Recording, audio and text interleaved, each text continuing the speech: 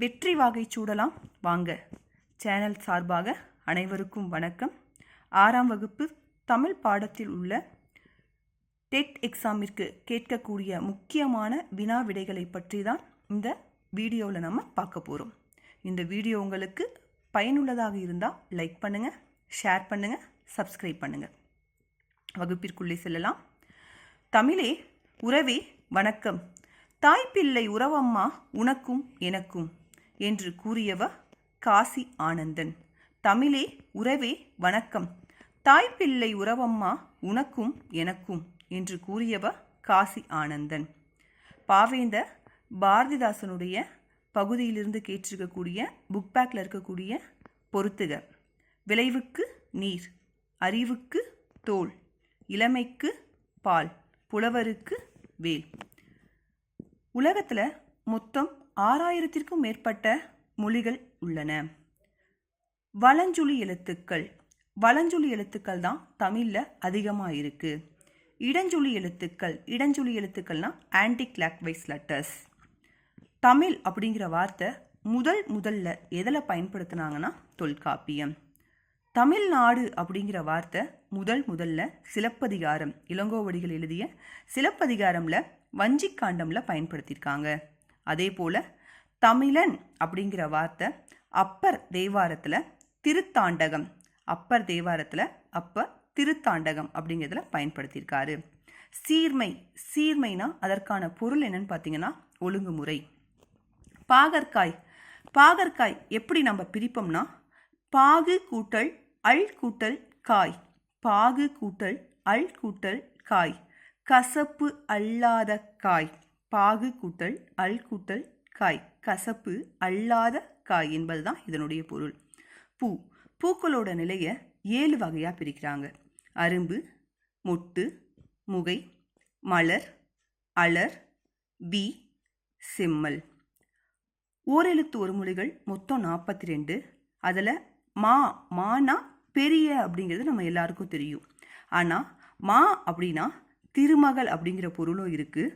அது மட்டும் இல்லாமல் திருமகள், அழகு, அறிவு, அளவு, அலைத்தல், துகள், மேன்மை, வயல், வண்டு, இது எல்லாமே மா அப்படிங்கிற ஓரெழுத்து ஒரு மொழிக்குரிய பொருள்கள் தான். அந்த ஒரே ஒரு எழுத்துக்கான பொருள் தான் இது.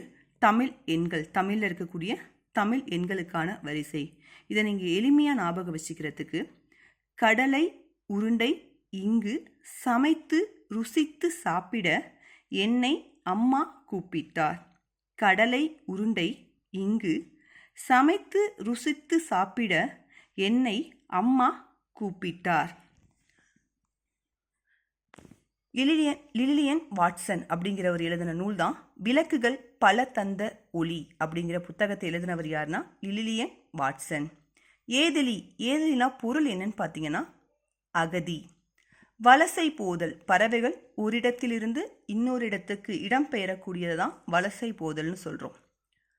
நீர்வாழ் பறவைகள் மேக்சிமம் இந்த வலசை போதல் இடம்பெயர்தல இருக்கும்.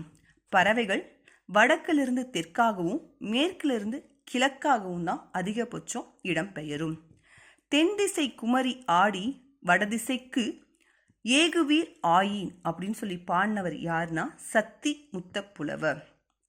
குருவிகள் அதிகபட்சம் 3லிருந்து 6 முட்டைகள் இடும். 10லிருந்து 13 வருஷங்கள் வரையிலும் வாழக்கூடியது. 3லிருந்து 6 முட்டைகள் இட்டு 14 நாட்களுக்குள்ள குஞ்சு பறிக்கக்கூடிய தன்மை கொண்டது. கப்பல் பறவை சிறகடிக்காமல் கடலையும் தாண்டி பறக்கக்கூடியது. கப்பல் பறவை சிறகையே அடிக்காம கடலையும் தாண்டி பறக்கக்கூடிய பறவை எதுனா கப்பல் பறவை. பறவைகள் பற்றிய படிப்பு ஆர்னித்தாலஜி. கப்பல் கூளை கடா அல்லது கடற்கொள்ளை பறவைன்னு சொல்கிறோம். எதுக்குன்னா அந்த கப்பல் பறவை சிறகை அடிக்காமல் கடலையும் தாண்டி பறக்கக்கூடிய பறவை இருக்குல்ல, அதற்கான வேறு பெயர்கள் கப்பல், கூளைக்கடா, கடற்கொள்ளை பறவை. சிட்டுக்குருவிகளின் வீழ்ச்சி அப்படிங்கிற புத்தகத்தை எழுதினவர் யாருன்னு பார்த்தோம்னா சலீம் அலி. சிட்டுக்குருவிகள் தினம் மார்ச் 20 கொண்டாடப்படுது. உலகிலேயே நெடும் தொலைவு பறந்து போன பறவை ஆர்டிக் ஆலா. உலகிலேயே நெடும் தொலைவு பறந்த பறவைனா ஆர்டிக் ஆலாவை நம்ம சொல்லலாம். 22,000 கிலோமீட்டர் பறந்திருக்கு. கிழவனும் கடலும் அப்படிங்கிற புத்தகத்தை 1954 எர்னஸ்ட் ஹெமிங்வே அப்படிங்கிறவர் எழுதினாரு. இதற்காக நோபல் பரிசும் வாங்கியிருக்காரு. 2016 ரியோ நகரில் தமிழ்நாட்டில் சேலம் மாவட்டத்தை சார்ந்த மாரியப்பன் உயரம் தாண்டுதல் அப்படிங்கிறதுல தங்கப்பதக்கம் வாங்கியிருக்காரு. செய்குத்தம்பி பாவலர் இடலாக்குடிங்கிற ஊரில் பிறந்தவர். இவருக்கு வழங்கக்கூடிய பட்டம் சத அவதானி. நபிகள் நாயக மான்மிய செய்குத்தம்பி பாவலர் இடலாக்குடியில் பிறந்தாரு. கன்னியாகுமரி மாவட்டத்தில் இருக்கிற இடலாக்குடி. இவரை சதா அவதானி அப்படின்னு சொல்கிறோம். சதா அவதானி ஒரே நேரத்தில் 100 செயல்களை சிறப்பாக செய்யக்கூடியவரை தான் சதா அவதானி அப்படின்னு நம்ம சொல்லுவோம்.